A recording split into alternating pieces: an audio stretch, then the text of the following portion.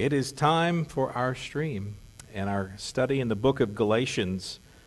Glad you're with us tonight as we try something new. We've got a few people online and a few people in the house. And so we will begin. I've never done this before. This is different than doing a Sunday morning service because people can actually tell me what they think in real time, which is kind of scary. I don't know that I would like that on a Sunday morning. I'm not sure I'll like it tonight either. But if you have questions you're following along, tonight is your chance to ask them and to be interactive with us here. I'm Mike Beck, pastor of New Life Assembly of God, and we are going to go into a deep dive in the book of Galatians. Now, to begin with, we're going to do some overview and some kind of 30,000 feet information stuff. Like, what is Galatians? Anybody know what Galatians is? Anybody at all? Just see those hands, they're all flying up. It's New Testament. Yeah, that's good. Good answer. Unlike Philippians, Colossians, Thessalonians, Ephesians, Romans, Galatians isn't written to a specific city. It is written to a region. Galatia was a region in what's now Turkey. And there were several towns that Paul had visited on his first missionary journey, which you read about in Acts chapter 13, verses 4 through Acts 14:28. In that period of time, he passes through this region of the world. Goes to the cities of Pisidian Antioch, Derbe, Lystra, and Iconium.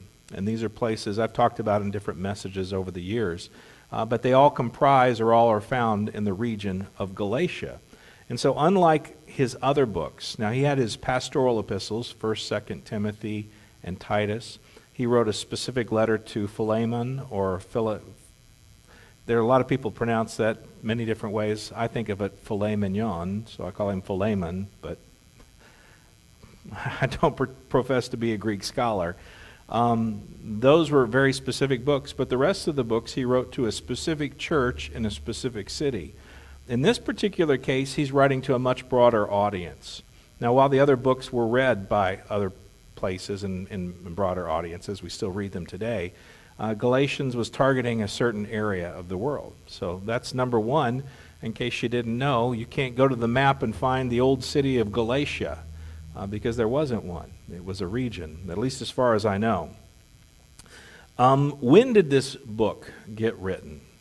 And see, tonight we're going to talk about some of these things because I think sometimes we read the Gospels, we read the New Testament letters of Paul and the letters of Peter, James, John, Jude, and then the book of Revelation, and we lose context. And context is so important because if we don't understand why he was writing this book, we may miss the major theme of what he's trying to say. Many Christians nowadays, we live our lives by our memes, don't we? We see this one verse, and we like that verse, so we circle that verse. And some people have things that they call their life verse, right? That verse, for whatever reason, means something special to them. My, quote, life verse, if you will, is Galatians 6:9. Do not grow weary in well-doing, for in due time you will reap if you faint not. So I've got it memorized in the New King James translation. I can't even say it in English Standard Version. I would fumble all over myself with it. But we do that, don't we? We think in sound bites these days, and we've kind of been trained. We've been brought up in an age, the MTV generation or even earlier, where things move faster and faster and faster, and information is coming in flashes. And so when we look at the Word of God like that, we're missing something, missing the context. So what was Paul writing about? We'll back up. When was Paul writing? Paul actually began writing this.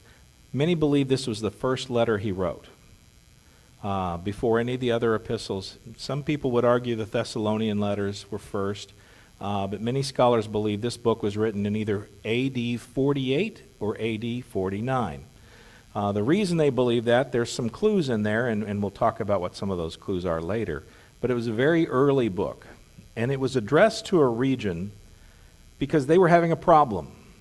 Most of Paul's letters were written to churches or in this case, a region that had a specific issue. And we'll explore that as we kind of go through the chapters over the next few weeks. And we'll kind of, again, do the highlight tonight, break it up into moments and talk about sections, and then we'll go through and read parts of it and just kind of go through it piece by piece. So does that sound good? Any questions so far? Check online. No questions so far there. Very good.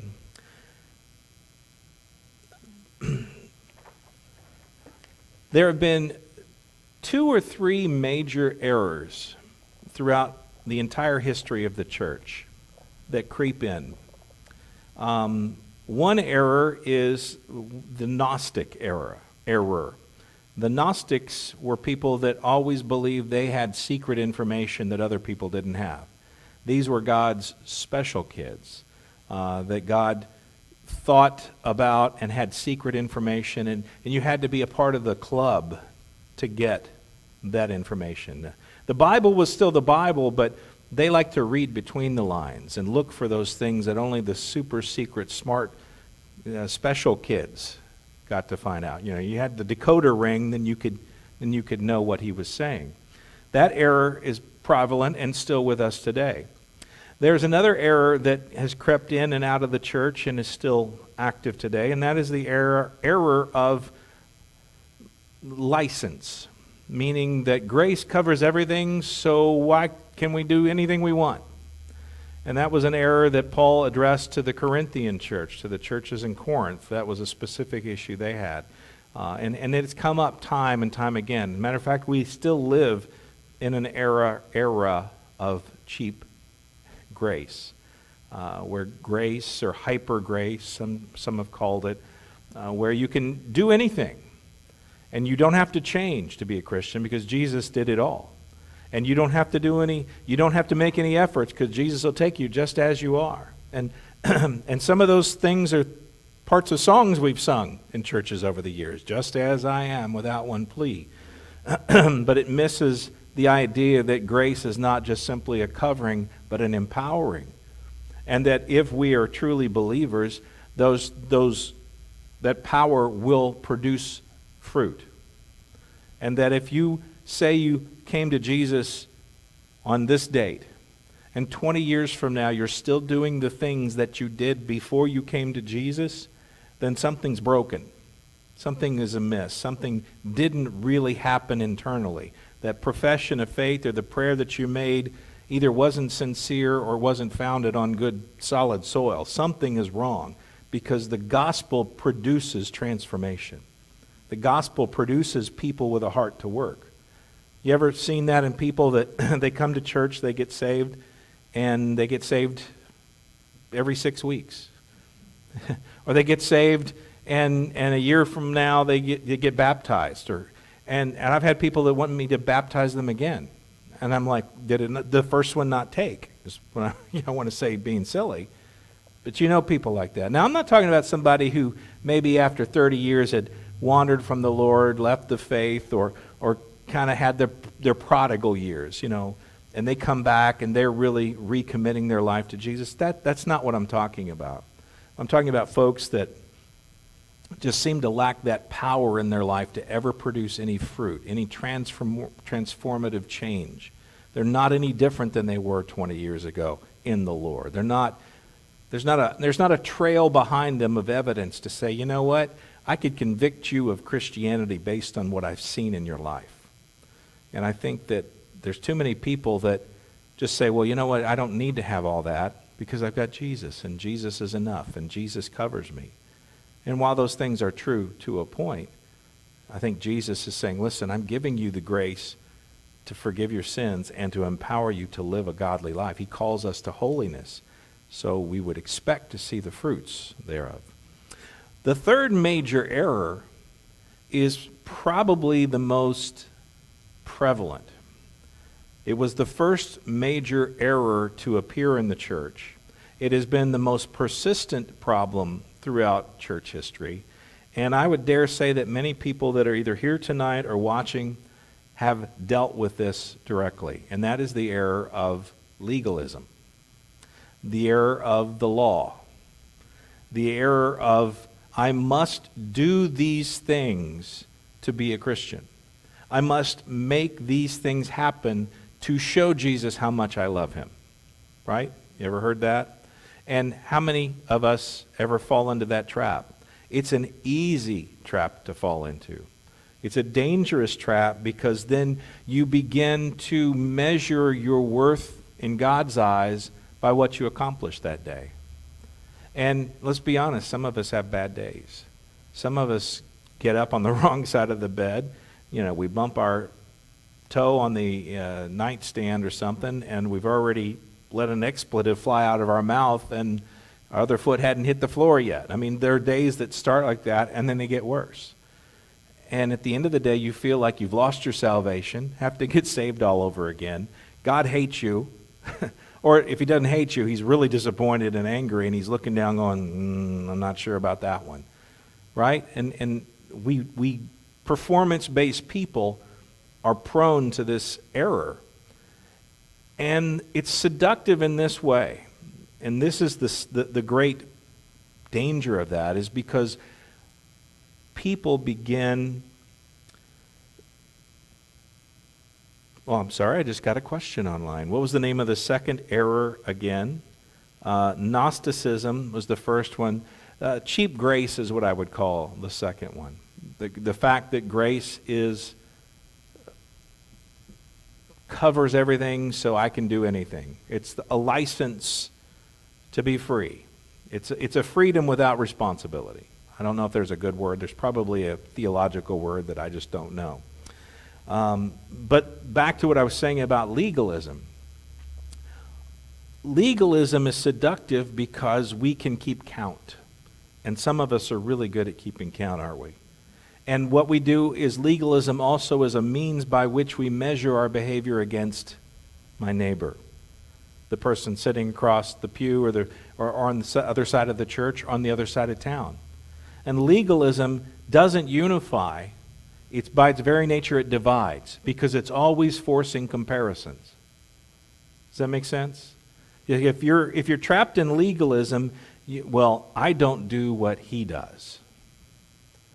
And there is a false piety to that. I mean, it is good that you may not be participating in your neighbor's sin. It's without argue. But it's also that you're still a sinner saved by grace, and that your righteousness is as filthy rags, and that we really have nothing that we offer to God in and of ourselves except that which he pours out into us, that we put his righteousness on like a robe. Any goodness that we have within us comes from the Father. It's a gift.